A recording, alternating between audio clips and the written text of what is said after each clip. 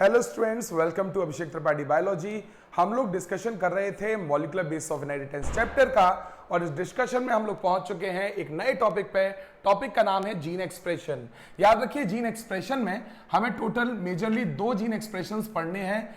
एक gene expression हम लोग पढ़ेंगे प्रोकैरियोटिक सेल में, और दूसरा हम पढ़ने वाले हैं यूकैरियोटिक सेल में। तो याद रखिए, मैं लिख लेता हूं, हमें पढ़ना है gene expression in eukaryotic cell, साथ ही साथ हमें पढ़ना है gene expression in prokaryotic cell. Prokaryotic cell बहुत बेसिक सी इंफॉर्मेशन है, आराम से सुनेंगे समझ में आ जाएगा। यूकैरियोटिक सेल की अगर मैं बात करूं तो मान के चलिए ये यूकैरियोटिक सेल का डीएनए है। अब यूकैरियोटिक सेल में जो डीएनए आपको देखने को मिलेगा, इस डीएनए में कुछ खास बात है। क्या खास बात है, गौर से सुनिएगा। यूकैरियोटिक डीएनए में जब कभी भी हम ट्रांसक्रिप्शन करते हैं, क्या करते हैं, ट्रांसक्रिप्शन। आप लोगों को शायद याद होगा, यूकैरियोटिक डीएनए में जब ट्रांसक्रिप्शन की प्रोसेस होगी तो फॉर्मेशन होगा एमआरएनए का। किसका फॉर्मेशन होगा, एमआरएनए। और जब कभी भी यूकैरियोटिक सेल ट्रांसक्रिप्शन की मदद से एमआरएनए का फॉर्मेशन करेगी, तो ये एमआरएनए आगे जाके करेगा ट्रांसलेशन, और ट्रांसलेशन के बाद बनेगी protein.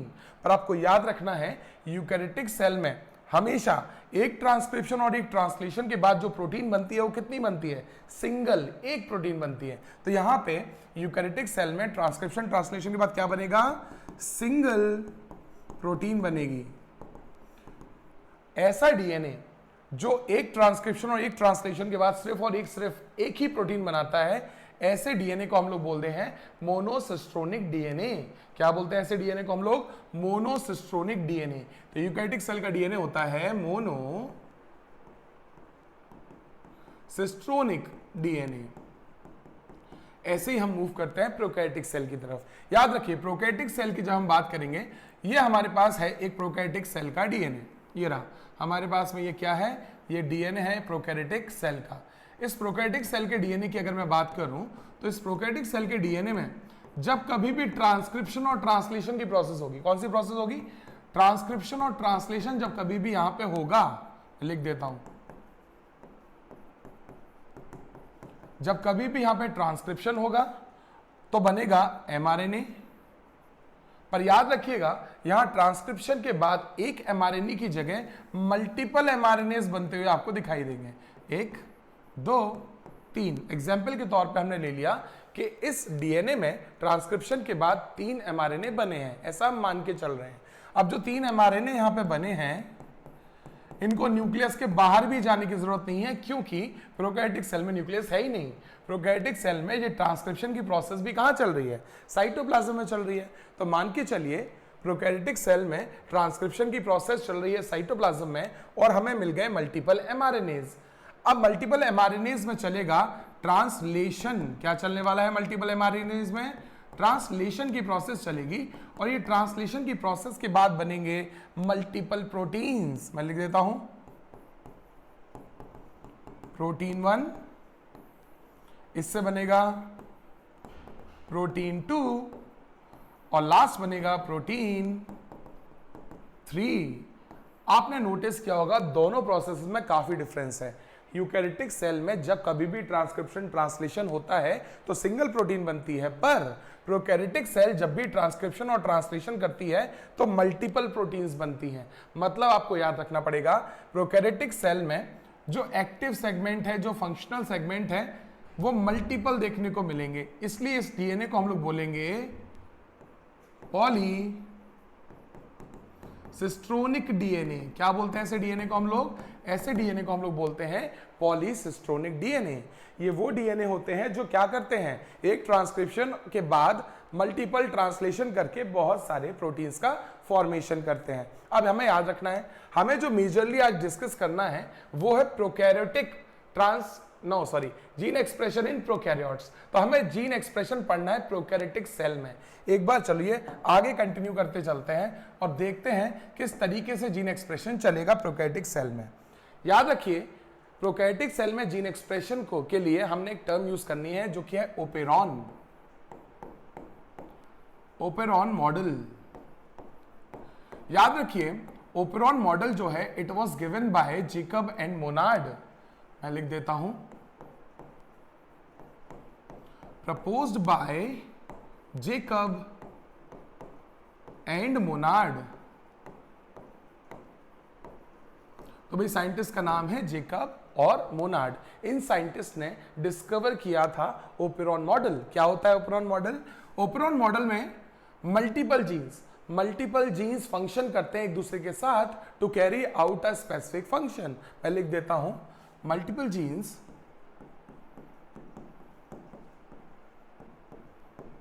Of a DNA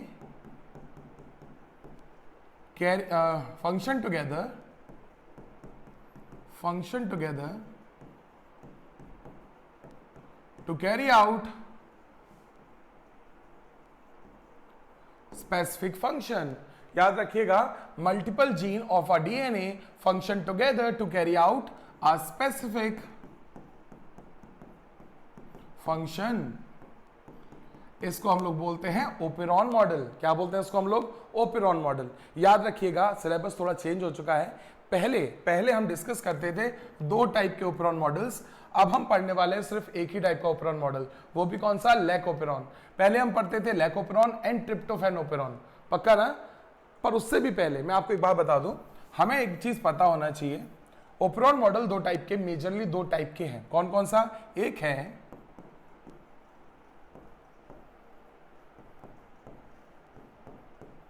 inducible operon और सेकंड ओपेरॉन होता है रिप्रेसिबल ओपेरॉन। याद रखिएगा, इंड्यूसेबल ओपेरॉन मतलब क्या हुआ? जिसको आप स्टार्ट कर सकते हैं। तो इनिशियली ये ग्रुप ऑफ जीन्स जो है, इंड्यूसेबल ओपेरॉन जो है, इस ओपेरॉन में जो ग्रुप ऑफ जीन्स आपको देखने को मिलेंगे वो ग्रुप ऑफ जीन इनिशियली कैसे रहेंगे?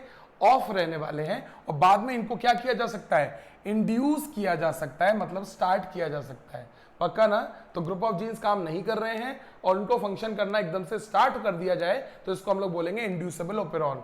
मैं लिख देता हूं, this operon can be turned on. तो टर्न ऑफ कर सकते हो कि टर्न ऑन कर सकते हो? तो इंड्यूसेबल ओपेरॉन वो हैं जिनको हम टर्न ऑन कर सकते हैं। फिर रिप्रेसिबल ओपेरॉन कौन से होंगे? याद रखिए, दीज ओपेरॉन्स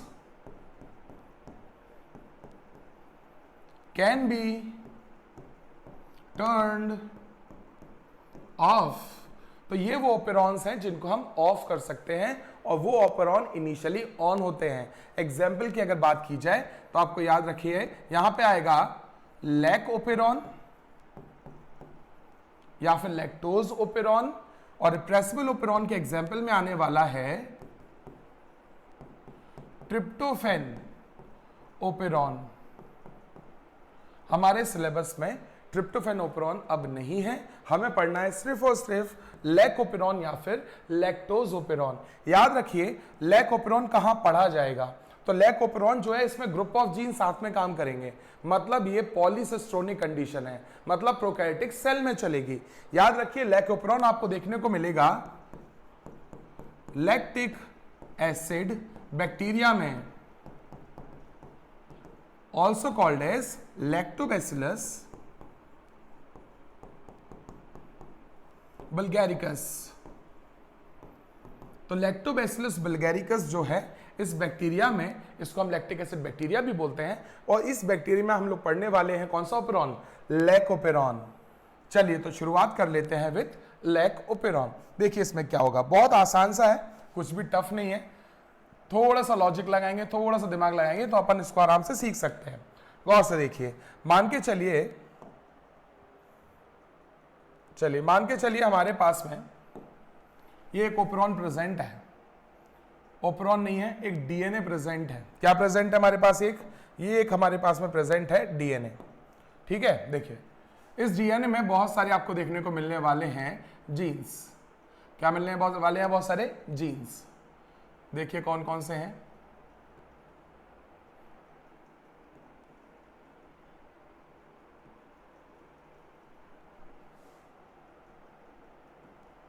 चलिए देख लेते हैं कि करके कौन कौन सा पार्ट है यहां पे। तो ये जो हमारे पास में स्ट्रक्चर बनाया है, इसको मैं मान के चल रहा हूं DNA of a prokaryotic cell. कौन सा वाला प्रोकैरियोटिक सेल? तो मैं लिख देता हूं this is DNA of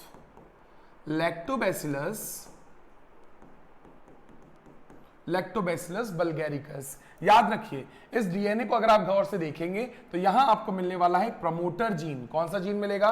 promoter gene. तो यहां से यहां तक आपको प्रमोटर जीन मिलेगा और प्रमोटर जीन के बीच में देखने को मिलेगा आपको इनहिबिटर जीन। कौन सा जीन मिलेगा? Inhibitor gene. मैं लिख देता हूं दिस इज इनहिबिटर जीन। तो भाई हमारे पास एक बैक्टीरिया है, बैक्टीरिया का डीएनए है और डीएनए में आपको मिल रहा है प्रमोटर जीन और दो प्रमोटर जीन्स के बीच में मिल रहा है इनहिबिटर जीन। तो मैं लिख देता हूं पी मतलब क्या है? पी मतलब है प्रमोटर जीन, प्रमोटर जीन। और आई क्या है? आई है इनहिबिटर जीन। ऐसे ही हम आगे मूव करेंगे तो यहां लिखा मिलेगा आपको ओ क्या होता है? This is operator gene. O होता है ऑपरेटर जीन। चलिए तो हमारे पास प्रमोटर जीन है, इनहिबिटर जीन है, ऑपरेटर जीन है। अब जो आगे का पार्ट आता है इस पूरे पार्ट को हम लोग मिला के बोलते हैं, इस पूरे पार्ट को हम लोग मिला के बोलते हैं स्ट्रक्चरल जीन। क्या बोलते हैं इसको हम?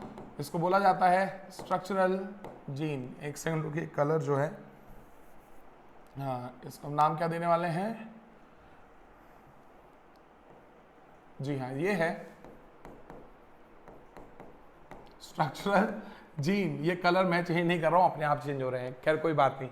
तो आप याद रखिएगा ये जो यहां से लेके लास्ट पर सेगमेंट तक देखने को मिल रहा है ये स्ट्रक्चरल जीन है। और स्ट्रक्चरल जीन यहां पे मेनली 3 मिलेंगे।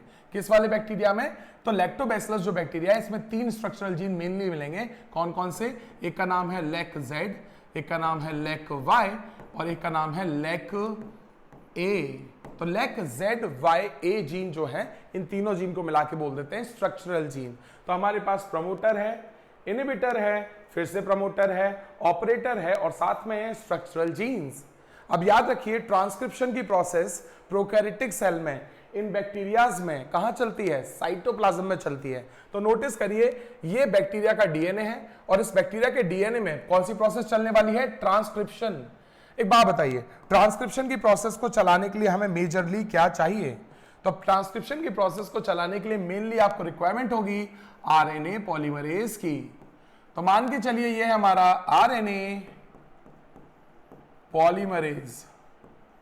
अब ये जो आरएनए पॉलीमरेज हमारे पास में प्रेजेंट है, ये आरएनए पॉलीमरेज इस कंप्लीट डीएनए के ऊपर मूव करेगा और डीएनए का करेगा ट्रांसक्रिप्शन। सही बात है।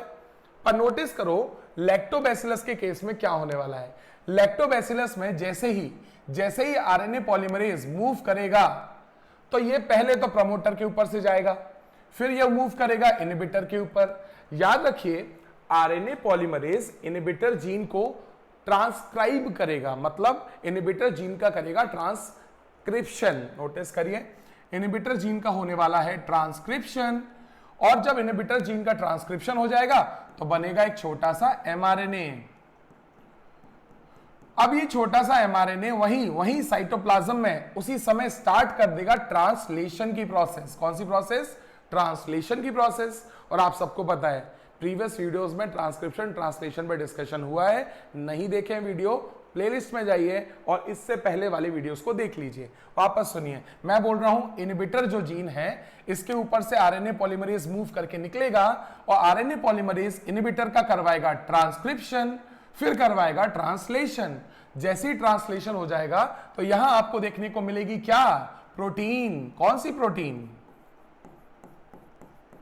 Repressor protein. बहुत इंपॉर्टेंट है। कौन सी प्रोटीन मिलेगी? Repressor protein. काफी खास है। क्यों खास है? सुनिए, रिप्रेसर प्रोटीन ये रही। रिप्रेसर प्रोटीन जो है it always binds with operator. जैसे ही रिप्रेसर प्रोटीन बनती है तो ये मूव करके जाती है और किससे बाइंड करने की कोशिश करती है? ऑपरेटर से। तो नोटिस करो रिप्रेसर प्रोटीन बाइंड कर गई है विथ ऑपरेटर। अब एक और चीज नोटिस की जाएगी, जब ये आरएनए पॉलीमरेज प्रोमोटर और इनहिबिटर को पार कर चुका है तो अब ये आगे कहां जाएगा? नेक्स्ट प्रमोटर पे। तो मान के चलिए आरएनए पॉलीमरेज प्रोमोटर पे पहुंच गया है। कौन पहुंच गया है? RNA polymerase. कहां पहुंच गए? नेक्स्ट प्रोमोटर पे। जैसे ही नेक्स्ट प्रोमोटर को क्रॉस करके आरएनए पॉलीमरेज आगे जाना चाहेगा, क्या आरएनए पॉलीमरेज अब आगे जा पाएगा? बिल्कुल नहीं। क्यों नहीं? आरएनए पॉलीमरेज ऑपरेटर को क्रॉस करके आगे नहीं जा सकता, क्योंकि रास्ते में कोई अटक गया है, अड़ गया है। ये ट्रैफिक जैम की तरह है। आपको पता है आगे वाली गाड़ी अगर मूव नहीं करेगी तो पीछे वाली गाड़ियां भी आगे नहीं जा पाएंगी। तो वही हुआ है ऑपरेटर की। अगर मैं बात करूं, ऑपरेटर के ऊपर कोई अटैच हुआ था। कौन अटैच हो गया था? Repressor protein. किसने बनाया रिप्रेसर प्रोटीन? तो नोटिस करो, रिप्रेसर प्रोटीन बनवाने के लिए भी कौन रिस्पॉन्सिबल था? RNA polymerase. तो क्या आरएनए पॉलीमरेज ने रिप्रेसर प्रोटीन बनवा के खुद को ही रोक लिया? यस। पर एक चीज देखिए, अगर रिप्रेसर प्रोटीन आगे नहीं जाएगी तो क्या इन तीनों जीन्स का ट्रांसक्रिप्शन होगा? नहीं होगा। लिख देता हूं मैं, लेक जेड जीन में ट्रांसक्रिप्शन नहीं होगा, लेक वाई जीन का ट्रांसक्रिप्शन नहीं होगा, लेक ए जीन में भी ट्रांसक्रिप्शन नहीं होगा। क्यों नहीं हो पाएगा? क्योंकि ट्रांसक्रिप्शन करने के लिए आरएनए पॉलीमरेज को इन तीनों जीन्स को रीड करना पड़ेगा, पर वो ट्रांसक्रिप्शन के लिए उसको रीड कर ही नहीं पा रहा है। क्यों नहीं रीड कर पा रहा है आरएनए पॉलीमरेज? क्योंकि वो ऑपरेटर से आगे नहीं जा सकता। कौन है जो उसको रोक रहा है? आपको याद रखना है, आरएनए पॉलीमरेज को रोकने वाला है रिप्रेसर प्रोटीन। तो एक बात बताओ, क्या जो डिजायर्ड एंजाइम्स हैं, क्या वो डिजायर्ड एंजाइम्स बन पा रहे हैं या नहीं? तो आंसर इज नो, क्योंकि एंजाइम प्रोटीन होते हैं और प्रोटीन बनाने के लिए एमआरएनए चाहिए। एमआरएनए तो यहां पे है ही नहीं, और अगर एमआरएनए नहीं बन सकता तो ये ओपेरॉन जो है, ये जीन्स का जो कलेक्शन है, ये जो जीन्स का कॉम्बिनेशन है, क्या ये जीन्स का कॉम्बिनेशन फंक्शनल है? Answer is no. इस कंडीशन को बोलते हैं ओपेरॉन ऑफ। तो याद रखिएगा, ये जो फर्स्ट कंडीशन आप पढ़ रहे हैं इसको बोलते हैं operon of. Operon is of. Done. तो ओपेरॉन ऑन है क्या ऑफ है? ऑफ है। मैं फिर से लिख दूं एक बार, ओपेरॉन कैसा है? ऑफ। ये याद रखिएगा, ओपेरॉन है ऑफ। डन। अब याद रखिए, मैंने बोला था लैक ओपेरॉन जो होता है, जो हम पढ़ रहे हैं, वो कौन सा ओपेरॉन है? Lac operon. लैक ओपेरॉन को मैंने थोड़ी देर पहले क्या बताया था? It is a inducible operon.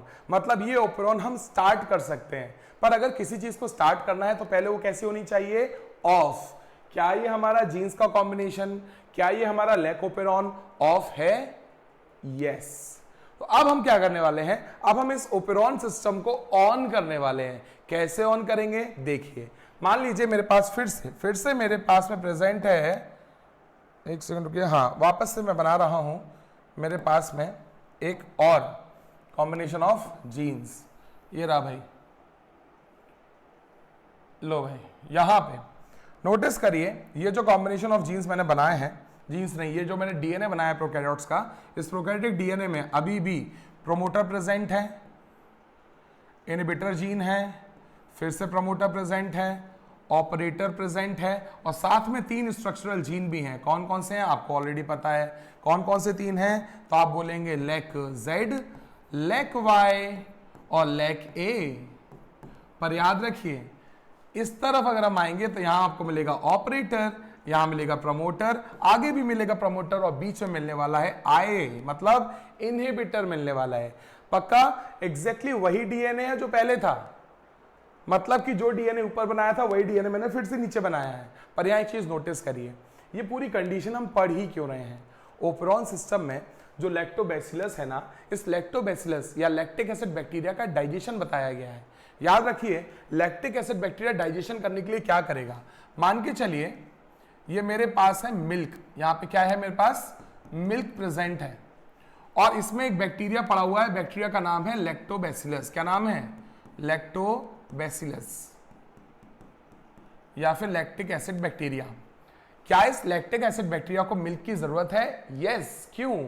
Obviously food के फॉर्म में, मतलब कि ये लैक्टिक एसिड बैक्टीरिया डाइजेशन करने वाला है मिल्क में प्रेजेंट कार्बोहाइड्रेट का, जो कि कौन है? Lactose sugar.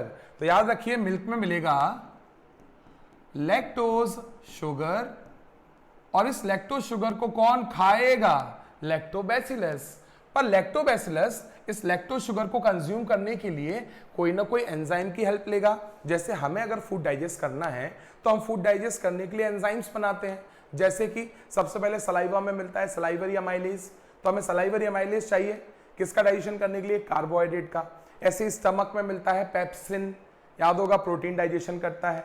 वैसे ही अमाइलेज हैं, लाइपेज हैं, लाइपेज किसका डाइजेशन करते हैं, लिपिड का डाइजेशन करते हैं। वैसे ही क्या इस बैक्टीरिया के पास भी मल्टीपल एंजाइम्स होने चाहिए लैक्टोज शुगर के डाइजेशन के लिए? Answer is yes. पर एक प्रॉब्लम है, ये जो ऊपर ओपेरॉन ऑफ है, ये पता क्यों ऑफ है? इस ओपेरॉन को ऑफ इसलिए बोल रहे हो क्योंकि यहां पे हमें किसी भी एंजाइम की जरूरत ही नहीं है।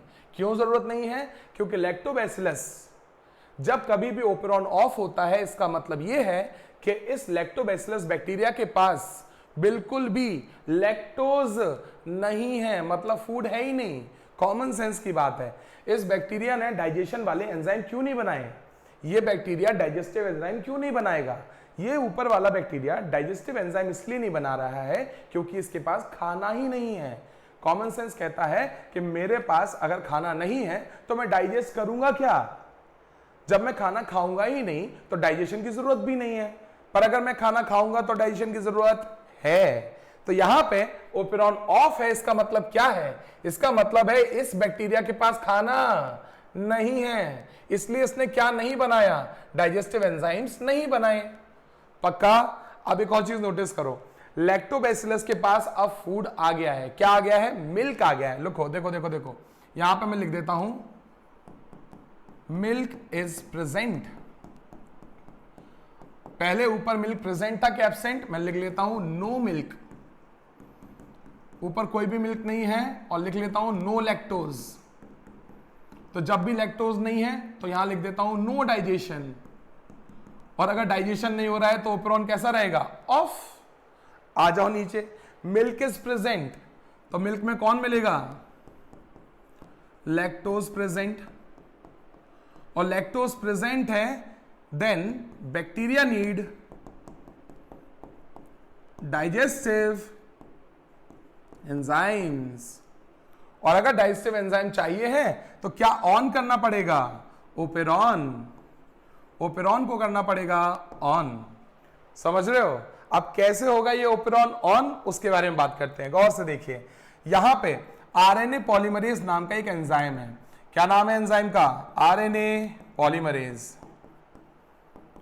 अगर इस चैम्बर में मिल्क प्रेजेंट है, जो कि हमने लिखा है, मिल्क प्रेजेंट है कि नहीं है? प्रेजेंट है। तो यहां पे मैं लिख देता हूं मिल्क प्रेजेंट है, और मिल्क में क्या चीज प्रेजेंट है? Lactose sugar. लैक्टोज शुगर, या फिर इसका एक और अल्टरनेटिव है जो मैं लिख देता हूं, लैक्टोज का एक और फॉर्म है जो कि है एलोलैक्टोज। एलोलैक्टोज शुगर। तो भाई मिल्क है और मिल्क में शुगर भी है। ये शुगर जो है ये एक्ट करती है एज इंड्यूसर। मैं लिख देता हूं ये वो चीज है जो स्टार्ट करवा सकती है इस पूरे सिस्टम को, पूरे ओपेरॉन मॉडल को स्टार्ट करवाने की दम किसमें है? ओपेरॉन को स्टार्ट करने की दम है लैक्टोज शुगर में, या बोलो एलोलैक्टोज शुगर में। मैं लिख देता हूं, इसे हम बोलेंगे इंड्यूसर। तो एलोलैक्टोज वो हैं जो स्टार्ट कर सकते हैं इस सिस्टम को। कैसे? गौर से देखिए, आपको याद होगा आरएनए पॉलीमरेज जो है ये मूव करता हुआ जा रहा था और इसने ऑपरेटर पे जाके ये रुक गया। रीजन क्या था? क्योंकि जो आए था इनहिबिटर जो जीन था, इसने एक प्रोटीन बनाई थी, प्रोटीन का नाम था repressor protein.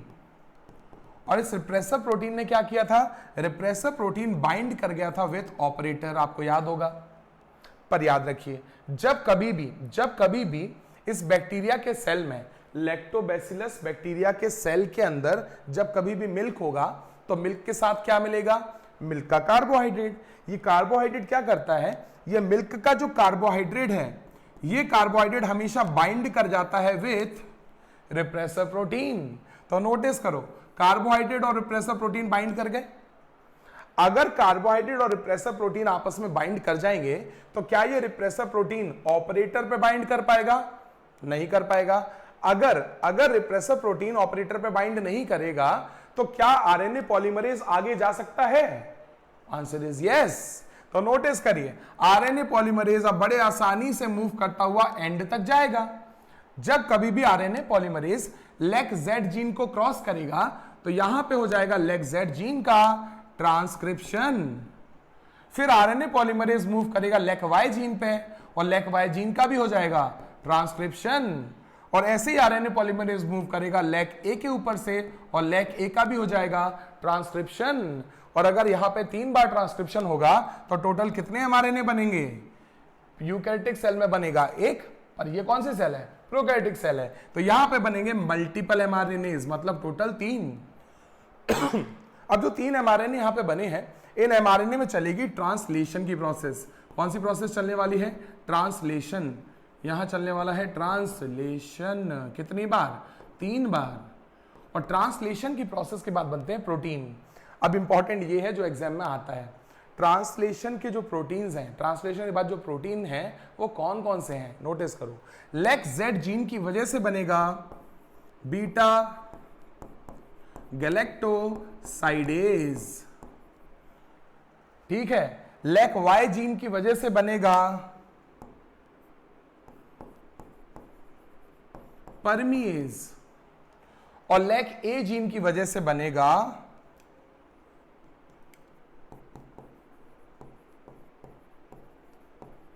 Acetylase, trans acetylase. तो नोटिस करो हमारे पास पहले क्या हुआ? पहले हमारे बैक्टीरिया के पास खाने के लिए, पीने के लिए मिल्क नहीं था। क्या नहीं था? मिल्क नहीं था।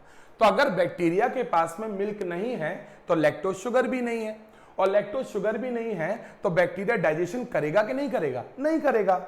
और अगर बैक्टीरिया डाइजेशन नहीं करेगा तो क्या इसको डाइजेस्टिव एंजाइम चाहिए? Answer is no. अगर इस बैक्टीरिया के पास डाइजेस्टिव एंजाइम नहीं है, मतलब ओपेरॉन कैसा है? ये जो जीन्स है वो क्या कर रहे हैं? जीन्स काम नहीं कर रहे हैं, और इस कंडीशन को बोलते हैं ओपेरॉन इज ऑफ।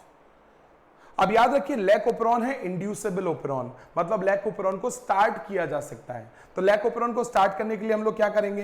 तो लैक ओपेरॉन को स्टार्ट करने के लिए हम इस बैक्टीरिया को दे देंगे मिल्क, और जैसे ही बैक्टीरिया को मिल्क मिलेगा तो बैक्टीरिया लैक्टोज क्या करने वाला है? बैक्टीरिया को जो मिल्क मिला है उसमें मिलेगी लैक्टोज शुगर, और लैक्टोज शुगर जो है इस ओपेरॉन को, इस जीन के कॉम्बिनेशन को स्टार्ट कर सकती है। किस चीज के लिए स्टार्ट कर सकती है? याद रखिए लैक्टोज शुगर जो होती है, बैक्टीरिया इस लैक्टोज शुगर को डाइजेस्ट करेगा और एनर्जी बनाना चाहेगा, पर लैक्टोज शुगर को डाइजेस्ट करने के लिए बैक्टीरिया को चाहिए डाइजेस्टिव एंजाइम्स, और डाइजेस्टिव एंजाइम्स कौन दे सकता है? डाइजेस्टिव एंजाइम दे सकते हैं ये जीन्स। कौन सी प्रोसेस करके? ट्रांसक्रिप्शन और ट्रांसलेशन करके। तो क्या अगर बैक्टीरिया को हम मिल्क प्रोवाइड कर दें तो क्या बैक्टीरिया को डाइजेस्टिव एंजाइम्स की रिक्वायरमेंट होगी? Answer is yes. और बैक्टीरिया को अगर डाइजेस्टिव एंजाइम चाहिए है तो बैक्टीरिया को स्टार्ट करना पड़ेगा ओपेरॉन। पर याद रखिए जैसे ही खाना आएगा तो क्या खाने की वजह से डाइजेशन शुरू होता है? Answer is yes. तो नोटिस करिए जैसे ही फूड आया, मिल्क आया, तो मिल्क के साथ में आया लैक्टोज शुगर या फिर एलोलैक्टोज शुगर। एलोलैक्टोज और लैक्टोज एक्ट करते हैं एज इंड्यूसर्स, मतलब ये इस प्रोसेस को चालू करेंगे। कैसे चालू करेंगे?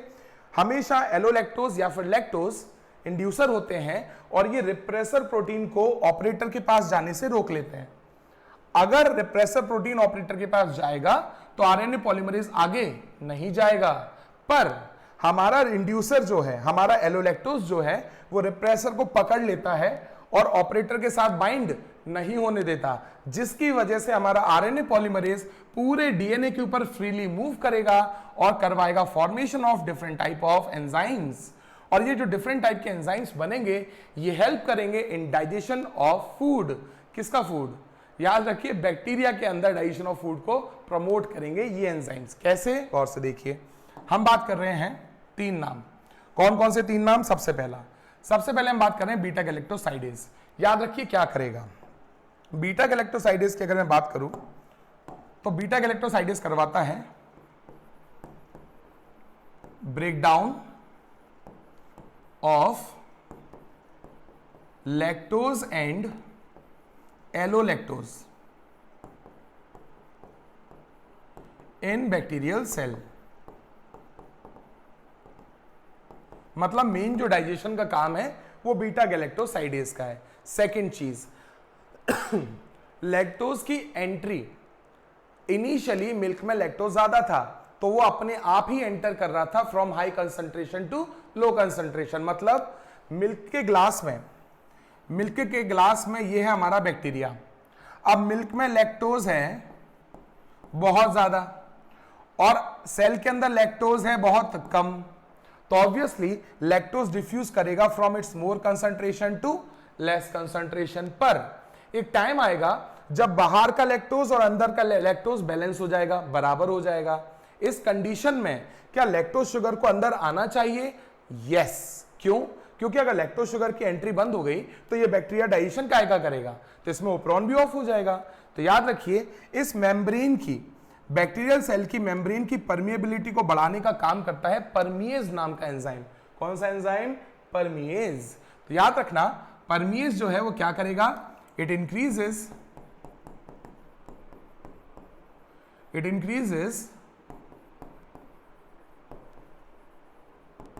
permeability of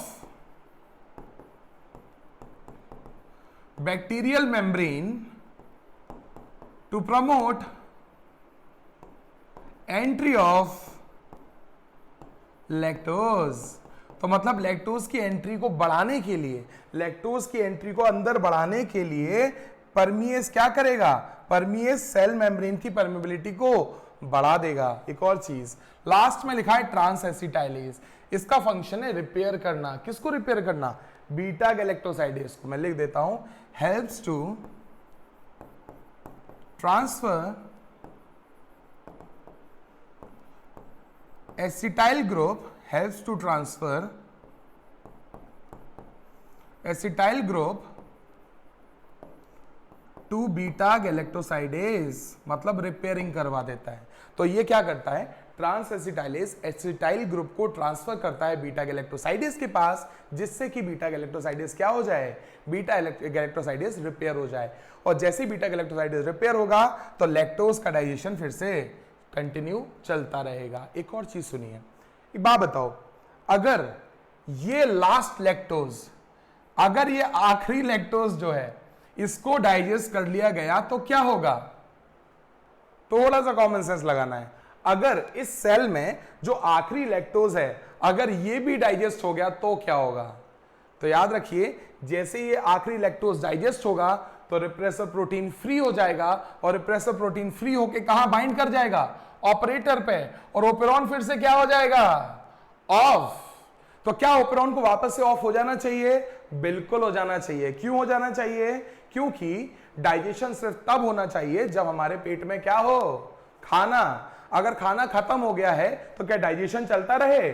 नहीं। तो बैक्टीरियल सेल में भी डाइजेशन को स्टॉप करना पड़ता है, क्योंकि आखिरी लैक्टोज यूज हो जाएगा, और जैसे ही आखिरी लैक्टोज यूज हो जाएगा तो ओपेरॉन फिर से हो जाएगा ऑफ।